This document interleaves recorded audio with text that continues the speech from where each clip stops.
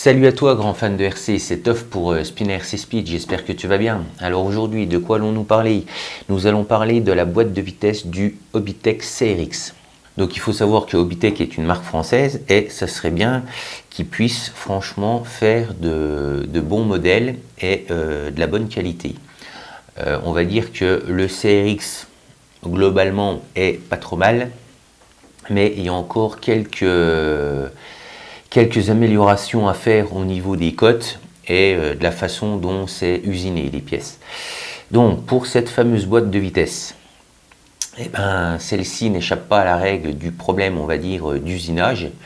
Donc au niveau des cotes, déjà, il y a un petit écart à mon goût qui est bien trop grand. Et au niveau usinage, c'est vraiment taillé, on va dire, à la serpe.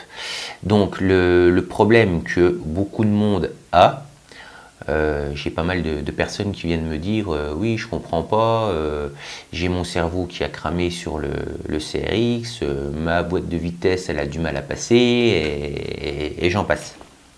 Donc effectivement, j'avais déjà remarqué ce problème au départ et donc ce que j'ai fait, j'ai un peu poussé la chose.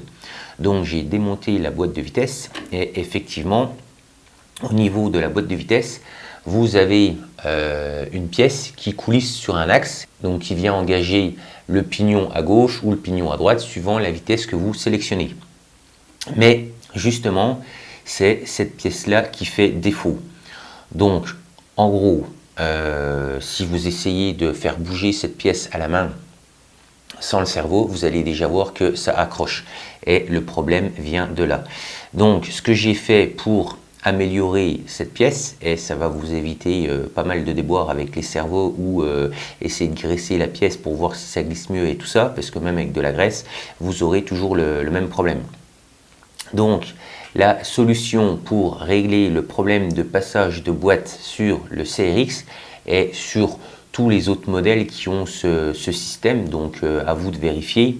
Donc, vous avez l'hexagone, là symbolisé par le rond de mes doigts et la pièce qui vient dedans, donc la pièce qui coulisse, hein, sans mauvaise pensée.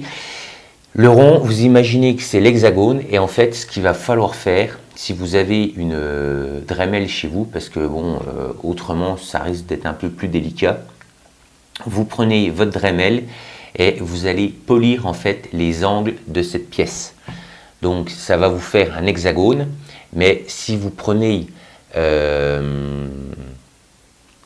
l'hexagone en lui-même, au niveau où c'est bien droit à chaque fois, c'est taillé à la serpe. Donc en fait, il faut arrondir ces angles, mais pas les angles à l'intérieur. Ouais, c'est un peu compliqué, je vous mets un dessin. Donc il va falloir arrondir ou polir les endroits que j'ai marqués sur le dessin. Si tu as d'autres suggestions pour le CRX, je t'invite à les mettre dans les commentaires. Également, si toi aussi tu as rencontré le problème de boîte, tu peux le mettre dans les commentaires, ça fera un de plus, on va dire. Donc voilà, et nous on se retrouve pour une prochaine vidéo vendredi à 18 h. Et en attendant, amusez-vous bien avec vos RC. Ciao!